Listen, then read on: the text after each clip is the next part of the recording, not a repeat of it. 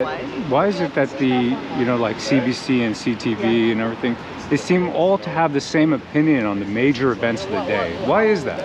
I don't think that is the case. No? Because they were all negative on the convoy, and they were also very negative on, Tupac over here. Major negative. I didn't see one positive article from CBC or CTV. What's the reason? What do you think? I don't know. The question I have is, why do you think it is that there's so much one-sided, like slant on something like the Freedom Convoy, that all the news media seems to be on the same page?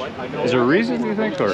What are the facts, though? I just Sure. So, well, I mean, at the event, right, the journalistic event at Carleton, everybody was very much the same opinion, whether it was McGregor or as well as Justin Link. I mean, everybody was really on the same page about how the fact that the convoy was such a hugely negative, and you yourself called it a very racist event, right? What did I say? I said that we cannot ignore the fact that 95% of the protesters there were white.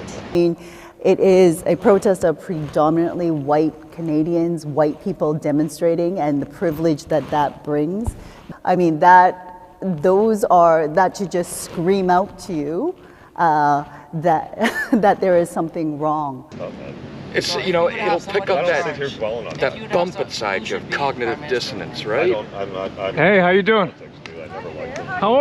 You're so famous. I recognized you. How are you, ma'am? How are you? I recognize you from TV. Oh, do you? Yeah. No, you look beautiful in real life. You're beautiful in real life. No, really. You look way better in real life than TV. Oh my God, really? Yeah, like a million times. That's not good. I need to get a better cameraman. Yeah. No, really, you look amazing. Okay, what's your name, sir? My name is Rohan Kumar Pall. Rohan Kumar Pall. Okay. That's right. That's my full name. Okay. Yeah, and you look amazing. I gotta say, I saw you in this journalist event in Carleton. Okay. I don't know if you remember it. I do. I was one of the panelists. Right, yeah, journalists under fire. Yeah, under siege. Under siege, that's the one, under siege. Yeah. That was amazing. So you're, what's your position in the CBC again? I've just changed positions. Oh, have you? Yeah. So, where are you going to be now? I'm actually working for CTV National News. Oh, are you taking over from La Flamme, Julie La Flamme? No.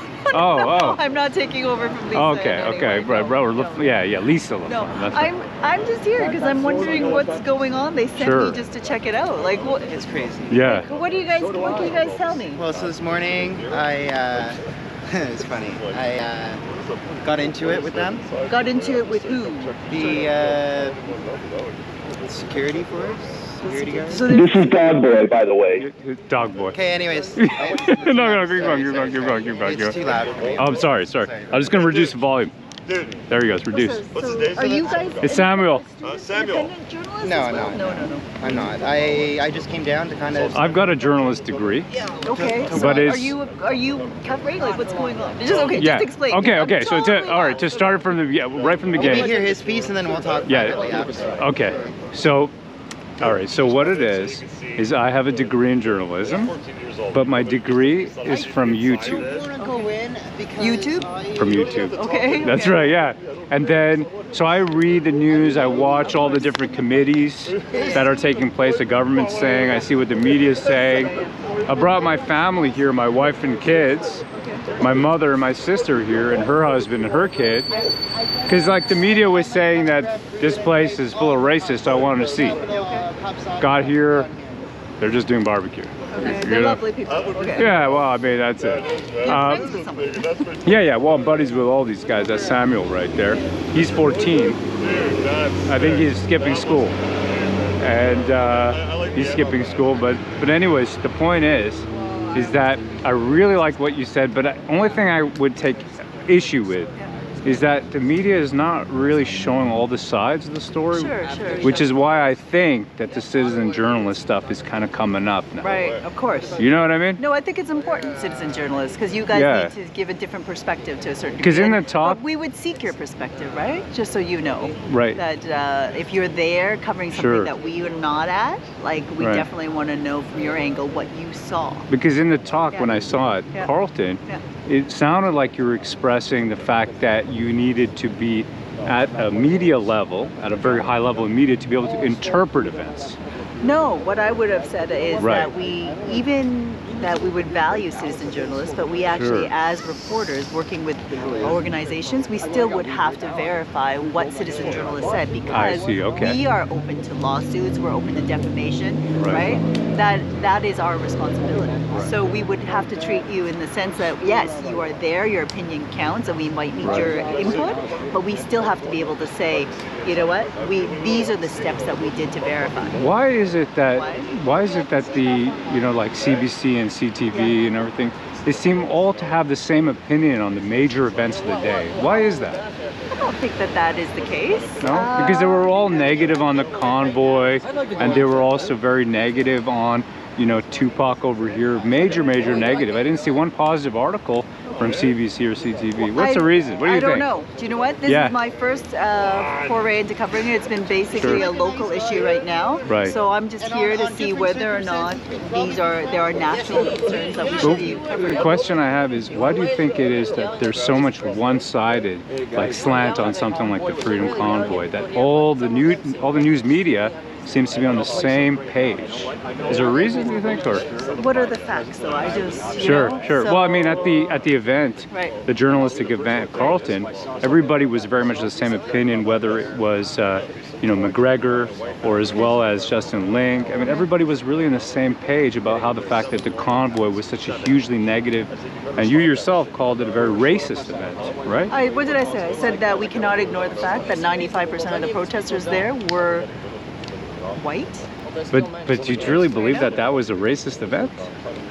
Did I say that? There was a lot of words bandied around like that. I said that we cannot discount that. We cannot discount that police would have treated a indigenous protest or a black protest very differently. The fact that the encampment was allowed to set up for 3 weeks, right? That is a very different response that police took. Do you believe that people were racist there, or in general, or? I didn't say that. No, I'm asking you. No, I'm just asking you. The police response. Yeah, I understand the police response. And that's what I understand that the police. If you're recording me, you should let me know. Oh no, I'm live streaming. You're live streaming. That's why I got the cam on. Okay. You should see, that's our difference, right? Okay, tell me. I would have told you that you were being recorded and live streamed. I have a camera on my head.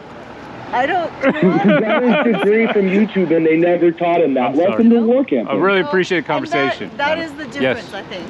Thank you. In how I would have approached you and how you approach me. Because I'm giving you. Yes, ma'am. Right? I'm telling you when I would record you, when you are going to be on my newscast, right? I don't just approach. I saw the news slander a huge amount of the Canadian population. Right. So thank you, madam. Thank you. This protest was allowed to grow in scale to a degree because they were predominantly white individuals. If you listen to the convoy organizers when they are talking about how they should deal with police, you have a former ex-RCMP protection agent of the Prime Minister basically saying, I go up to police and I tell them we're just like you, I know you feel me, I know you understand me, we speak the same language. So there are those ties. So there are those ties of systemic issues, racism, discrimination, working together. And I think that is probably one aspect of the protest that has not been adequately explored and should be explored more. These protesters were very skilled in the sense that they knew certain, they knew what, even if they knew what a military operation looked like, they were organized, right? So for me, I wanted people to understand that part of it, that it wasn't just fun, that it was individuals who had these paramilitary skills, who could use it to entrench within the city, who perhaps had access to firearms, because we knew that there was no way police could search hundreds of vehicles. They did not have the grounds for a search warrant. So what was in those trucks?